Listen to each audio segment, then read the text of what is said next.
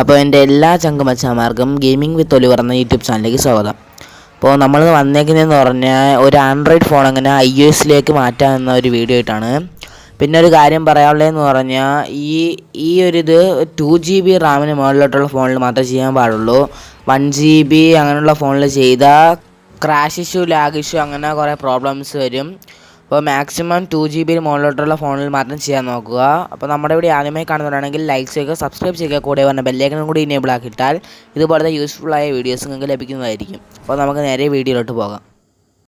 Play സ്റ്റോറിൽ വന്നതിന് ശേഷം ഹൈ ഫോൺ ലോഞ്ചർ എന്ന് സെർച്ച് ചെയ്ത് കൊടുക്കുക. അപ്പോൾ ഈ ഒരു ലോഞ്ചർ കാണാൻ സാധിക്കും. അത് ജസ്റ്റ് ഒന്ന് ഡൗൺലോഡ് ആക്കി കൊടുക്കുക. എന്നിട്ട് സെറ്റിങ്സിൽ വന്നതിന് ശേഷം ഒന്ന് ഡിഫൾട്ട് ആപ്സ് ഒന്ന് സെർച്ച് ചെയ്ത് കൊടുക്കുക.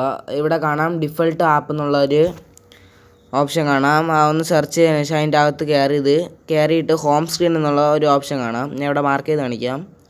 ഹോം സ്ക്രീൻ ആ രണ്ടാമത് കിടക്കുന്ന ഓപ്ഷനാണ് ഹോം സ്ക്രീൻ എന്നുള്ള ഓപ്ഷൻ കാണാം. അതിൻ്റെ അകത്തുനിന്ന് കയറുക. എന്നിട്ട് ഫോൺ ലോഞ്ചർ എന്നുള്ള ഓപ്ഷനിലേക്ക് ഇട്ട് കൊടുക്കുക. ഇപ്പോൾ സാംസങ് എക്സ്പീരിയൻസ് ഹോമിലാണ് കിടക്കുന്നത്. അത് ജസ്റ്റ് ഫോൺ ലോഞ്ചർ എന്ന ഇതിലോട്ട് മാറ്റി കൊടുക്കുക.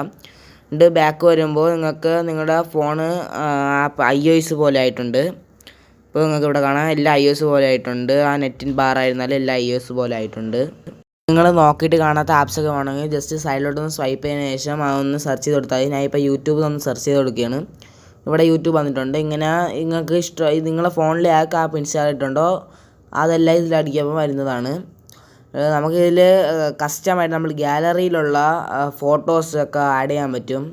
അതുകൊണ്ട് ഇവിടെ ബാറ്ററി ശതമാനം എഴുതി കാണിക്കാൻ പറ്റും. ഇഷ്ടമുള്ള ആപ്സൊക്കെ ഫ്രണ്ടിൽ ഇടാൻ പറ്റും. പിന്നെ അതാണ്ട് ഫോട്ടോസ്, ആ ഫോട്ടോസും ക്ലിക്ക് ചെയ്യുമ്പോൾ നിങ്ങൾ നേരെ ഗാലറി പോയിട്ട് നിങ്ങൾക്ക് ഇഷ്ടമുള്ള നിങ്ങൾ ഗാലറിയിലുള്ള ഫോട്ടോ എടുത്തതിൻ്റെ ഹോം സ്ക്രീനിലായിട്ട് ഇടാം.